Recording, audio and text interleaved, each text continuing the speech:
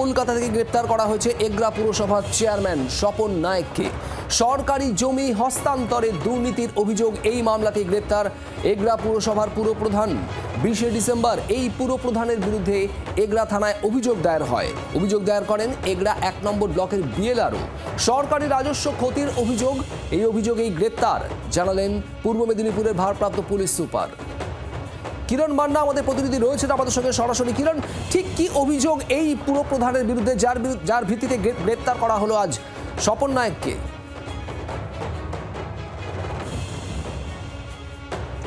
দেখো, এগরা পৌরসভার পৌরপ্রধান স্বপন নায়েক, তার বিরুদ্ধে জমি দুর্নীতির একটি মামলা বিএলআরও লিখিতভাবে অভিযোগ জানিয়েছিলেন থানাতে। সেই অভিযোগের মূলে পুলিশ গ্রেপ্তার করেছে কলকাতা থেকে, গতকাল রাত্রিতে গ্রেপ্তার করেছে।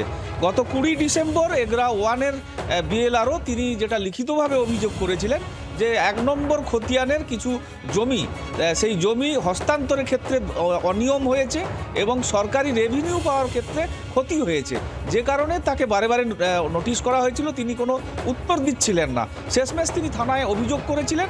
পুলিশ তাকে নোটিশ করেছিল দেখা করার জন্য, কিন্তু তিনি করেননি। তিনি কলকাতায় গা ঢাকা দিয়েছিলেন, এমনটা পুলিশ সূত্রে আমরা জানতে পেরেছি।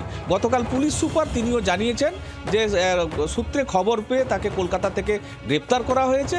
এখন এগরা থানায় আনা হয়েছে, কাঁথি আদালতে পুলিশ হেফাজত চেয়ে তাকে তোলা হবে, এমনটা আমরা জানতে পাচ্ছি। তবে এই নিয়ে এই যে বলাই বাহুল্য যে এই পৌরপ্রধানের বিরুদ্ধে দলীয়ভাবে যেটা ক্ষোভ রয়েছে, কারণ তাকে পদত্যাগ করার কথা বলা হয়েছিল, দলীয় হুইপ দেওয়া হয়েছিল।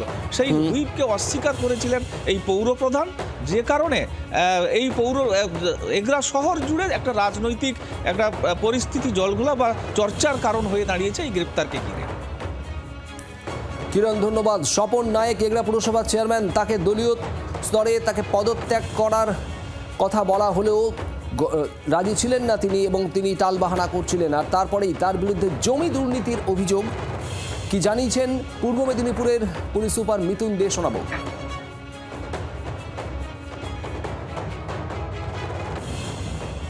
গত 20শে ডিসেম্বর বিএলআরও এগরা 1-এর লিখিত অভিযোগ, একটা যেটাকে আমরা পরিভাষায় খতিয়ান 1-এর জমি, তার একটা বৈধ হস্তান্তর বলতে পারি আমরা, মানে একটা ইলিগাল লিজিং আউট বা ট্রান্সফার, যেটা naturally which was reportedly executed without competent approval.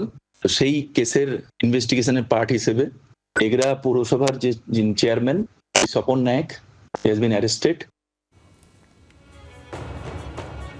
পূর্ব মেদিনীপুরে পুলিশ সুপারের বক্তব্য আপনারা শুনছিলেন। এই মুহূর্তে আমাদের সঙ্গে টেলিফোন লাইনে রয়েছেন বিজেপি নেতা সজল ঘোষ। সজল বাবু, এগরা পুরসভার চেয়ারম্যান, তাকে এর আগে পদত্যাগ করতে বলা হয়েছিল যদিও তিনি রাজি ছিলেন না।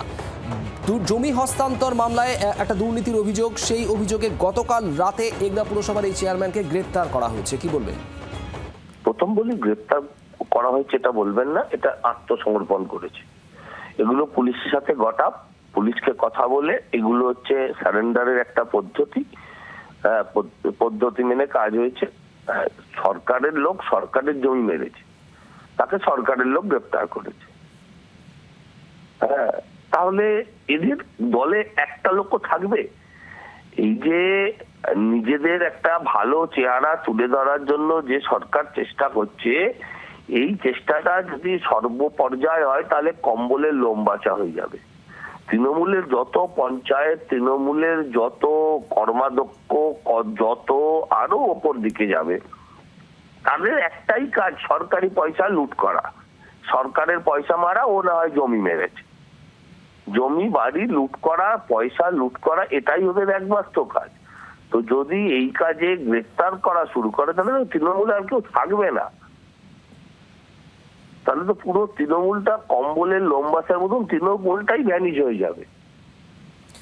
ধন্যবাদ সজল বাবু। বিজেপি নেতা সজল ঘোষ আমাদের সঙ্গে ছিলেন টেলিফোনে। আর এই মুহূর্তে আমাদের সঙ্গে রয়েছেন টেলিফোনে তৃণমূল নেতা দেবাংশু ভট্টাচার্য। দেবাংশু, স্বপন নায়েক এগরা পুরসভার চেয়ারম্যানকে গ্রেপ্তার করা হয়েছে সরকারি জমি হস্তান্তরে দুর্নীতির অভিযোগে। এখানে বিজেপির বক্তব্য, এভাবে যদি দুর্নীতির অভিযোগে গ্রেপ্তার করতে হয়, এক এক করে কম্বলে লোম বাছার মতো হবে তৃণমূলের অবস্থা, কি বলবেন?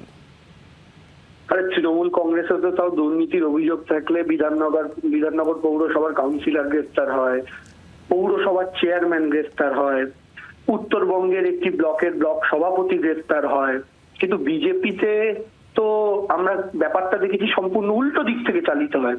মানে অন্যান্য দলে যারা দুর্নীতি করে আসে তারা শেল্টার নেওয়ার জন্য বিজেপিতে যায়। সেটা পশ্চিমবঙ্গের শুভেন্দু অধিকারী হতে পারে, মহারাষ্ট্রে অজিত পাওয়ার হতে পারে, পরীক্ষার নারায়ণ রানে হতে পারে, একের পর এক উদাহরণ হিমন্ত বিশ্ব শর্মা হতে পারে আসামের। ফলে তৃণমূল কংগ্রেসে দুর্নীতির অভিযোগ থাকলে গ্রেফতার হয়, যেমন যেমন দল থেকে পার্থ চট্টোপাধ্যায়ের মতো বড় নেতারা বহিষ্কৃত পর্যন্ত হয়, ঠিক উল্টো দিক থেকে বিজেপিতে পুরস্কৃত হয়। ফলে যারা কম্বলের লোম বাছার কথা বলছেন তাদের গায়ে কম্বলটাই আছে কিনা একবার তাকিয়ে দেখার দরকার আছে। ফলে স্বাভাবিকভাবেই আমরা রাজ্য প্রশাসনকে অভিনন্দন জানাই, দুর্নীতির অভিযোগ এসছে, গ্রেফতার হয়েছেন, এটাই মমতা বন্দ্যোপাধ্যায়ের সরকার, মমতা বন্দ্যোপাধ্যায়ের রাজধর্ম। এই রাজধর্মটা দয়া করে বিজেপি যদি পালন করা শুরু করেন তাহলে বুঝবো সত্যি নরেন্দ্র মোদী যে না খাউঙ্গা না খানে দুঙ্গার স্লোগান দিয়েছিলেন এটা সত্যি সত্যি দুর্নীতির বিরুদ্ধে ছিল, দেশের মানুষকে ক্ষুধা সূচকে নিচে নামিয়ে দেওয়ার স্লোগান ছিল না। ধন্যবাদ। দেবাংশু ভট্টাচার্য তৃণমূল নেতা আমাদের সঙ্গে ছিলেন টেলিফোনে।